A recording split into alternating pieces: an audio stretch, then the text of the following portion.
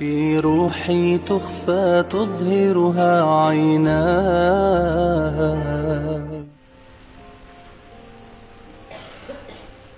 Jadi egoisme, hawa nafsu, logika, beri mari jelasake bahwa dalam Islam itu bukan tidak berlogika.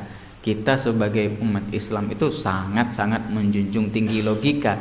Tapi logika yang bagaimana dulu? Beri mari jelasake.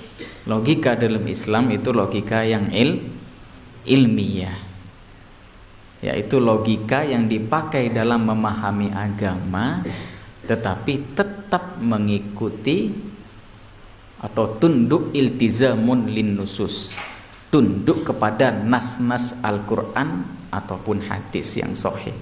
Tetap, jadi bukan kemudian mendewakan akal, logika yang yang dikuasai oleh egoisme semata. Enggak. Ketika egoisme semata yang terjadi, ya wakadzabu wattaba'u ahwa'ahum, mereka hanya akan mengikuti hawa nafsunya. Ya Mbak Dekenahi, orang yang menggunakan akal,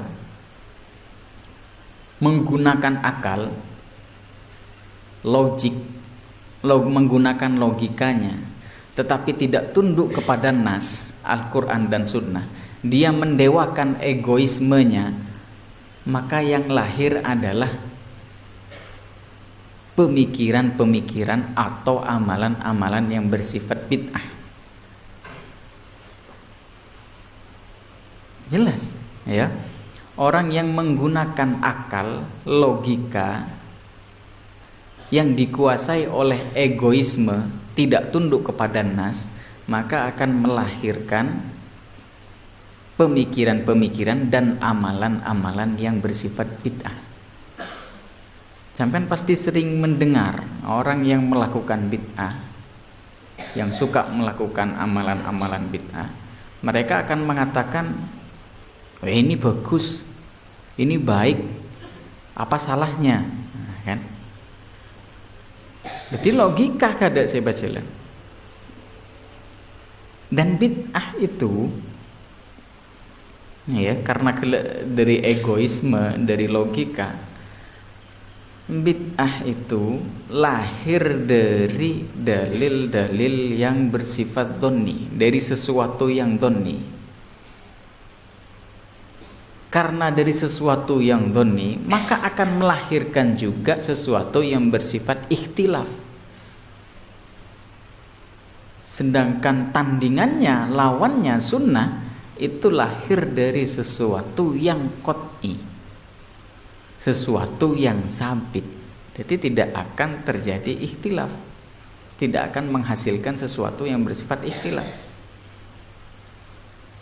Maka nang Quran kan jelas, wala tatabil hawa fayudillaka an sabilillah.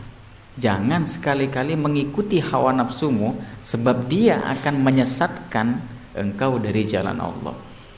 Nabi juga natabu, la yu'minu ahadukum hatta yakuna hawa'ahu tabi'an lima ji'tu bihi. Tidak sempurna atau tidak beriman seseorang sampai hawa nafsunya, artinya egoismenya, akalnya, logikanya, rasionalitasnya tunduk kepada apa yang aku bawa, yaitu syariat. Makanya kula tabu mun troaciling logika sebenar-benarnya logika dalam Islam. Contohnya Sayyidina Umar ketika mencium Hajar Aswad. Inni a'lamu bi annaka hajarun. Engkau tahu cek hede betoh la tadur wa la tanfa. Lo bisa beri bahaya, lo bisa beri manfaat. Laula ra'aitun nabi, mun cek engkau lo ningali nabi yuqabbiluk, menciummu, la uqabbiluka, maka aku tidak akan menciummu. Itu kan logika. Logika murni justru. Lah logika yang benar dalam Islam kadang nikah. Logika najalan are betoh. Lo bisa bahaya kangkok, lo bisa beri manfaat kangkok. Tapi engkau ngatelak Nabi cium, berarti engkau harus mencium. Nah, itu logika yang benar dalam Islam. Logikanya tidak mengikuti egoisitasnya, mengikuti hawa nafsunya, tapi logikanya mengikuti nas dalam hal ini mengikuti hadis yang bersifat fi'liyah karena dicontohkan oleh Nabi SAW.